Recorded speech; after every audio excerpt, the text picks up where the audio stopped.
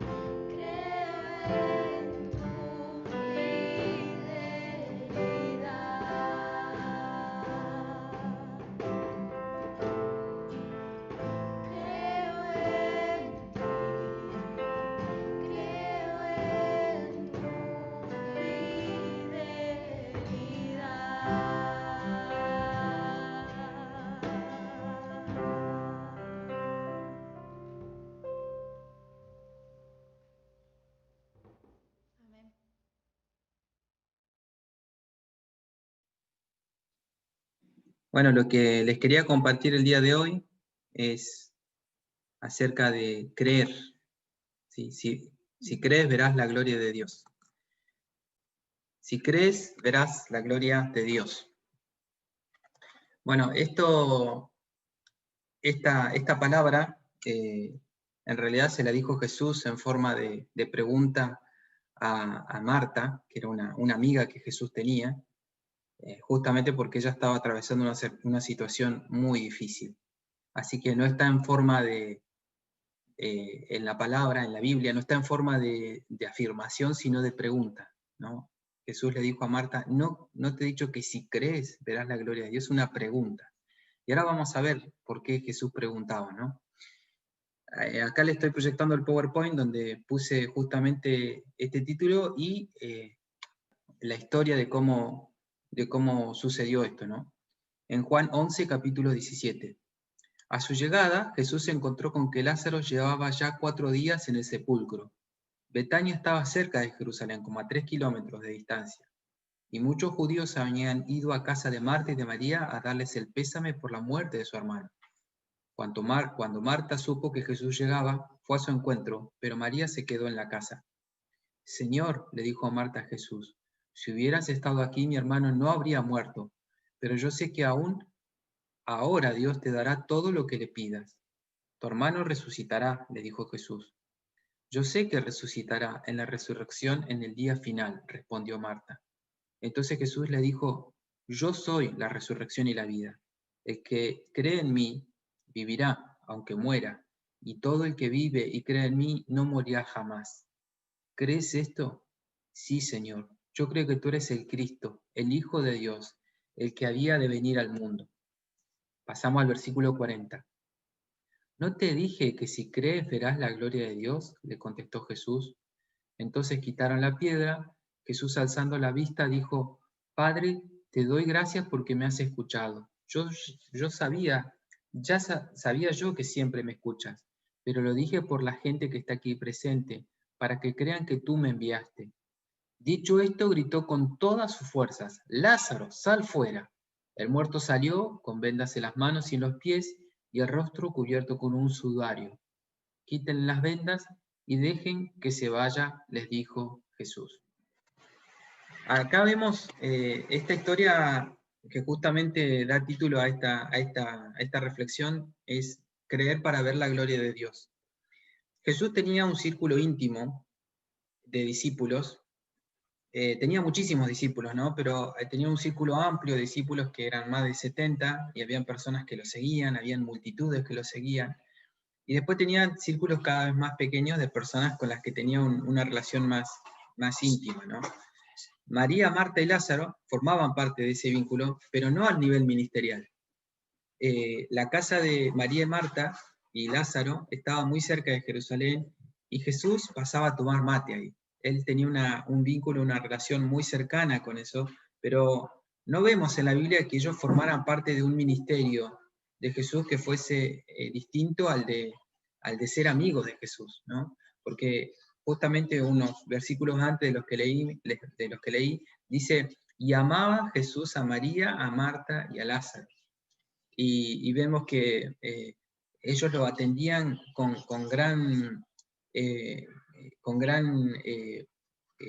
muchas atenciones, tanto a él como a sus discípulos cuando Jesús pasaba por la casa. Así que si bien formaba parte del círculo íntimo de Jesús, no formaba parte de un círculo ministerial, ¿sí? Formaba parte de un círculo de amistad, ¿sí? Que él tenía con estas personas. Eran buenas personas, eran gente linda, podríamos decir, gente que era agradable pasar tiempo con ellos. Porque después vemos que cuando, por ejemplo, Lázaro murió, dice que todos los vecinos y de Jerusalén mismo vino mucha gente al funeral de Lázaro y a darle sus condolencias a esta familia, ¿no? Que estaban sufriendo esto, ¿no? Se ve que era gente, vieron que hay gente en la que, es agradable pasar el tiempo con ellos y que son de convocar a personas y que siempre están relacionándose con uno, charlando con uno, hablando con otro, y etcétera, y hace, ¿no?, que eso siempre hayan vínculos, y esas personas son las que son muy sociables, ¿no? Se ve que de esa característica Era tanto Marta como María como Jesús. Como Lázaro. Y como si recordamos un pasaje anterior, cuando hablábamos cuando vemos a María y a Marta en acción, ¿se acuerdan de que Marta era una persona que estaba, cuando llegó Jesús, estaba preocupada por servirlo a Jesús? Ella estaba preocupada porque Jesús y sus discípulos tuvieran la mejor atención, ¿sí? Yo me imagino que sacaba, si llegaba para la hora del té, sacaba lo mejor que tenía, todas las variedades de té que tenía, o café, o lo que sea. Me imagino preparando la mesa con un mantel, ¿no? Como saben hacer las mujeres, que lo hacen con mucha delicadeza y que queda espectacular. Ella lo preparaba así. Sin embargo, en ese momento ella, ¿sí?, se encontró que su hermana no la estaba ayudando. Entonces ahí saltó su sentido de justicia y le reclamó a Jesús: Jesús, mirá a mi hermana María que no me está ayudando. Y recibió una reprimienda de parte de Jesús. Dijo, Marta, estás muy ansiosa con tantas tareas, pero María escogió la mejor parte, que es sentarse a mis pies y escuchar mis enseñanzas. Y eso no se lo va a quitar nadie. Sí, menos yo, habría dicho Jesús, ¿no? Menos yo no se lo voy a quitar eso. Había un tema social también. En ese tiempo, los únicos que se sentaban a la mesa a escuchar a un rabino o a un maestro eran los varones.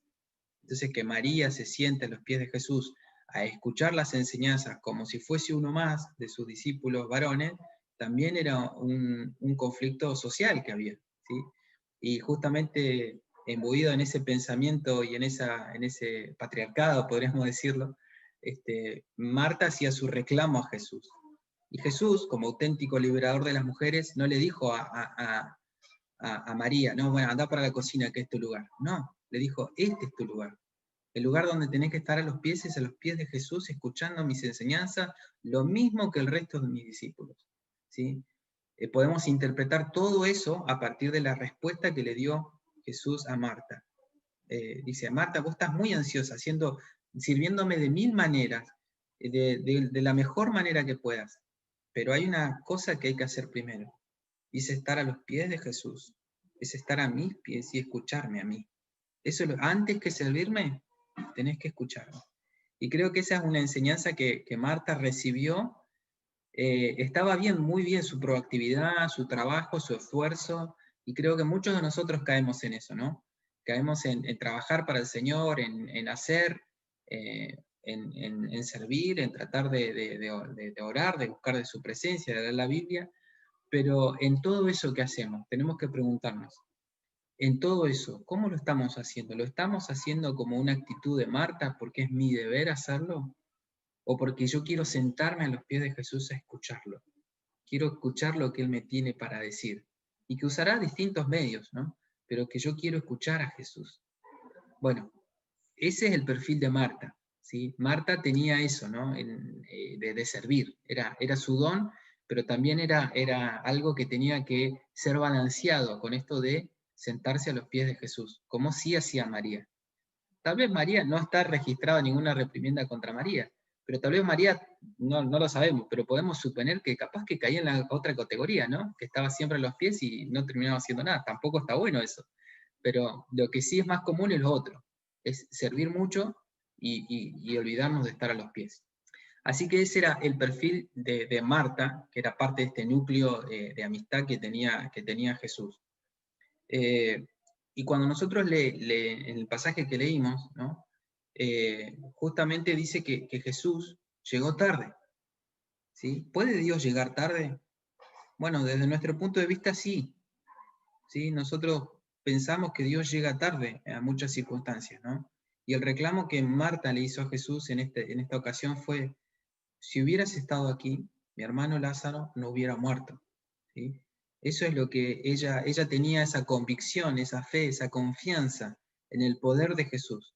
De manera que sabía que si él hubiese estado ahí con el amor que tenía con Lázaro, Lázaro no estaría muerto. Sin embargo, ya habían pasado 4 días y lo peor de todo, parece que Jesús se quedó en el lugar donde estaba, que no debía haber sido muy lejos, seguro que estaba menos de 4 días, se quedó a propósito en el lugar donde ella estaba, en donde él estaba, y no fue al lugar. Entonces Jesús, desde una perspectiva humana, llegó tarde.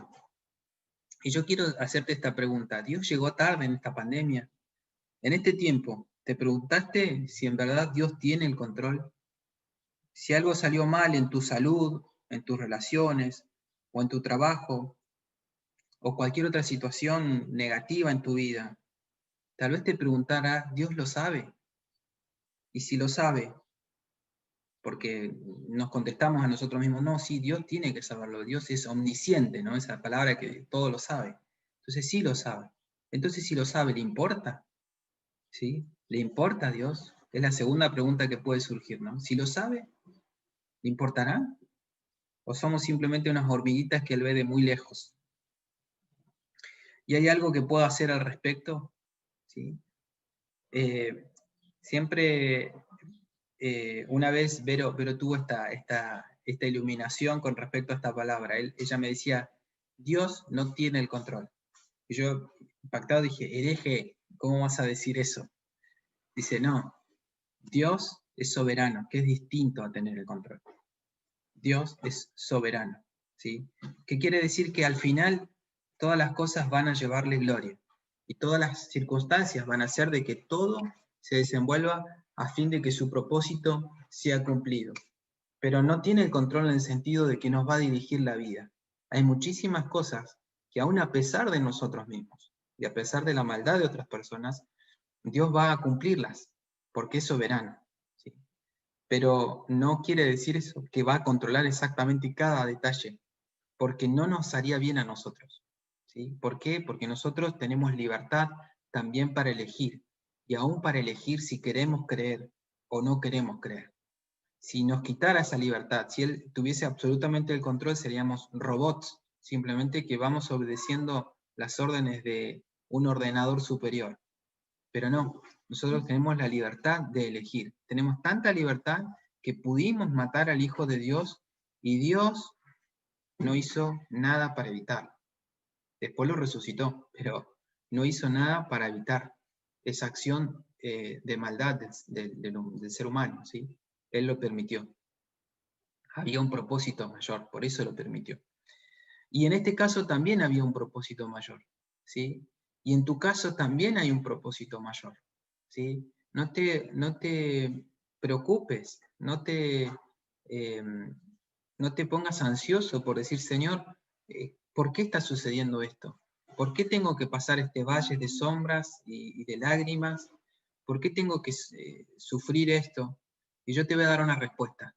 Es para que la gloria de Dios se manifieste, ¿sí? Es para que la gloria de Dios se manifieste. Marta, como les dije, era amiga de Jesús, se preocupaba por servir a Jesús, le molestaba que se perdiera el tiempo, ¿sí? Era una persona muy proactiva, le molestaba ver a personas que aparentemente no hacían nada y no avanzaban. Tenía la teología correcta, ¿no? Porque cuando en el pasaje que leímos, ella creía en la resurrección y finalmente terminó haciendo una declaración que dijo, yo creo que tú eres el Cristo, el Hijo de Dios. Ella fue la segunda persona que dijo eso, porque antes había sido Pedro y después fue ella. O sea que tuvo una revelación profunda de quién era Jesús. Hasta ese momento no se había revelado que Jesús era el Cristo. Estaba casi oculto. Sin embargo, Marta tuvo esa revelación. Ella tuvo esa revelación que Jesús era el Cristo, el Hijo de Dios, ¿sí?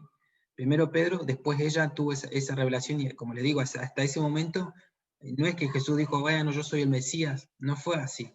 Él lo mantuvo oculto hasta el momento de su muerte prácticamente. Sin embargo, fuera tanta su fe que dijo, no solo creo en la resurrección, sino que creo que tú eres el Cristo, el Hijo de Dios, aquel que vino a redimir y a salvar al mundo, aquel que estábamos esperando y que se había prometido en el Antiguo Testamento. Así que de Marta podemos decir muchísimas cosas buenas. Tenía la teología correcta, tenía la actitud correcta, se ría. Y sin embargo Jesús le dice, si crees, verás la gloria de Dios. Y uno puede preguntarse, ¿en qué tenía que creer Marta? Si ya creía en Jesús, que era el Hijo de Dios, ya creía en la resurrección, ya tenía una actitud correcta en servía al Señor de la mejor manera que podía. Yo creo que habrá aprendido la lección de que estar en los pies de Jesús aún es mejor que servir. Eh, ¿En qué tenía que creer? Si era una persona que creía. Y ella tenía que creer que Dios puede hacer algo más. Eso es lo que tenía que creer. Que aun cuando las circunstancias parecían que estaban totalmente acabadas, totalmente estaba todo definido, con una muerte que ya su hermano había muerto hace 4 días de duelo, ella tenía que creer y tenía que creer de que Dios tenía algo más para ella. Y yo quiero decirte esto también. Yo sé que en este tiempo han habido circunstancias difíciles en lo económico, tal vez en tu proyecto de vida fue truncado, en los estudios, quedaron a la mitad o no se pudieron completar como no querías, en tu propio servicio, en tu ministerio, tal vez estás pasando un duelo, estás sepultando, ¿no?, ciertas expectativas en tu salud, en los vínculos familiares que fueron muy estresados en este tiempo, o los vínculos matrimonial, fue muy estresante en este año, ¿sí? Y tal vez uno dice, no, esto ya no tiene remedio, esto ya va a ser así para siempre, para toda la vida. Vínculos con los hijos. Hay distintos aspectos que uno puede ver como deteriorados, acelerados tal vez por la pandemia, y uno ya no tiene expectativas. Y el Señor te dice, no te he dicho que si crees verás la gloria. Yo creo que muchos de nosotros entramos dentro de esta casilla de Marta, ¿no? Que servimos al Señor, que creemos en su palabra, que creemos en su poder, que creemos. Pero muchas veces nos cuesta dar ese pasito de fe, de decir, yo creo que Dios va a cambiar esta situación en mi vida, en lo económico, en lo laboral, en la salud. Él lo va a cambiar, Él lo puede hacer y Él lo quiere hacer, ¿sí? A Dios le importamos, Dios nos ama, ¿sí? Si hay algo que rescato del curso de Alfa es que continuamente recalcaban esto, Dios nos ama, Dios te ama, a Dios le importás. Cada versículo de la Biblia de tapa a tapa, algunos con mayor claridad, otros con menos claridad, pero todos están apuntando a que a Dios le interesamos, que nosotros somos importantes para Él, el que tiene puestos sus ojos en nosotros para hacernos el bien. Así que Marta tenía que creer que Dios todavía puede hacerlo y quiere hacerlo, ¿sí? Nosotros estamos siendo desafiados a hacer lo mismo. ¿Te estás enfrentando a alguna situación que parece imposible? Hay algo más. No verás la gloria de Dios a fuerza de voluntad. Pedí la ayuda de su Espíritu. En Zacarías 4:6 dice, no es con espada o con ejército, sino con mi Espíritu, dice el Señor. ¿Sí? También es esto verdad. Muchas veces nosotros confiamos excesivamente en lo que nosotros podemos lograr. Pero en este tiempo el Señor quiere que creamos que Él puede hacer cosas fuera del orden natural, fuera de nuestro esfuerzo, que tiene que estar, pero no es el que va a producir los cambios. El cambio lo va a producir el Espíritu de Dios que está orando. No es con espada, no es con fuerza, ¿sí? No es con fuerzas naturales, sino con el Espíritu de Dios. Y me gusta, si bien el título de esta reflexión es creer para ver la gloria de Dios, creo que está bueno como lo plantea Jesús, como una pregunta. ¿No te he dicho que si crees verás la gloria de Dios? Y uno tiene que responderse a esa pregunta, porque en la respuesta que uno encuentre, en la respuesta que uno haga, empieza a generarse un proceso de elaboración propia. Cuando uno genera la respuesta, elabora la respuesta, va naciendo en uno una fe distinta. Una fe que dice, no te he dicho que si crees verás la gloria, y uno se responde, sí creo. Y finalmente yo creo que creyó Marta, porque su hermano terminó resucitando, terminó levantándose de los muertos. Creyó Marta. Así que cierro con esto, simplemente. Él está esperando que respondamos a esta pregunta. que si creemos para ver la gloria de Dios. No te he dicho, ¿crees? Si crees, verás la gloria de Dios. ¿Sí? Y Él necesita una respuesta de nuestra parte para ser transformados. ¿Sí? Para que es una respuesta que nos transforme, ¿sí? que nos movilice, que nos cambie. ¿Sí? Así que les presento simplemente este desafío. Creer para ver la gloria de Dios. En lo económico, en tu proyecto de vida, en tu ministerio, en tu servicio, en lo espiritual también. ¿Sí? Si vos querés tal vez tener una vida más profunda de oración, querés ver el obrar del Espíritu Santo, y esto yo me lo digo a mí mismo. Yo siempre digo, Señor, yo quiero ver el obrar de tu Espíritu Santo de una manera soberana y milagrosa en medio nuestro. ¿Sí? Y sigo esperando, porque creo que todavía no vimos todo lo que Dios quiere para nosotros, no vivimos todo lo que Dios quiere para nosotros, y sigo esperando, y sigo creyendo que ese tiempo va a llegar, va a llegar. Este tiempo que hemos sufrido y que hemos estado bajo el estrés de la pandemia en todo sentido, ¿no? Yo creo que ha purificado nuestros corazones y su iglesia, si lo hemos sabido aferrarnos al Señor, aún sin tener todas las respuestas, nos aferramos al Señor, y ya, por lo menos yo creo que nos ha limpiado, y nos va a dar una claridad distinta para el futuro. Por eso yo sigo creyendo de que Dios va a obrar a través de su Espíritu Santo de una manera poderosa a través de su iglesia. Va a obrar de una manera poderosa y distinta a la que conocíamos hasta ahora. No va a ser como hasta ahora, no van a ser las reuniones que no van a ser lo mismo, va a ser distinto, porque vamos a tener el poder del Espíritu Santo obrando a favor nuestro, trayendo sanidad, trayendo palabra, trayendo revelación, levantando nuevos ministerios, trayendo salud, trayendo vida, etc. Vamos a ver la mano de Dios de una manera distinta.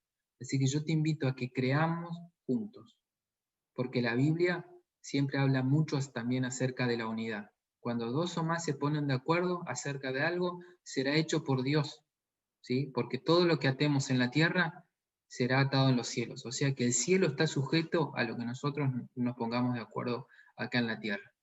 Así que creámosle. Dios va a manifestar su gloria en tu vida. En esa circunstancia que parece imposible, Dios se va a mover. Va a manifestar su gloria, porque no es con espada, no es con fuerza, sino con su espíritu. Amén. Vamos a orar. Señor, te doy gracias por esta palabra que yo sé que en primera instancia me edificó a mí, Señor, y también sé de que puede inspirar a las personas, Señor, a que sean libres para creer, que sean libres en el nombre de Jesús para creer, que toda incredulidad sea dejada de lado, Señor. No queremos creer en las teologías correctas solamente, Señor, sino dar un paso más y creer que en nuestro día a día vos podés obrar para traer salud, para traer bienestar. Señor, aún te pido que estés trayendo esa esperanza y esa confianza de que vos querés y vas a obrar, Señor. Y aún te damos gracias por todo lo que vivimos hasta ahora, aunque ha sido difícil, Señor, pero yo sé, Señor, de que has trabajado profundamente en nuestro corazón. Has trabajado profundamente en nuestra vida, Señor, para sacar todas las ramas que eran secas, todos aquellos frutos, todos aquellos frutos que todavía no tenían semilla de vida, Señor. Quitaste todo eso, Señor, toda actividad innecesaria, todo activismo, Señor, lo cancelaste, lo cerraste de un golpe, Señor, para meternos hacia adentro y empezar a mirarnos y empezar a reflexionar. Y yo sé que viene una cosecha abundante, Señor, cosecha de personas que van a creer en ti, pero también cosecha de un carácter transformado, Señor, de un carácter que se aferra a ti con toda su fuerza, Señor. Y te doy gracias por eso, Señor, porque creemos que vamos a ver tu gloria manifestada a través de vínculos saludables, a través de milagros financieros, de milagros económicos. También creemos que vas a obrar a través de traer salud, de traer vida, Señor. Vas a obrar trayendo bienestar, Señor. Vas a orar trayendo personas que creen en ti, que se aferran a ti de todo corazón, Señor.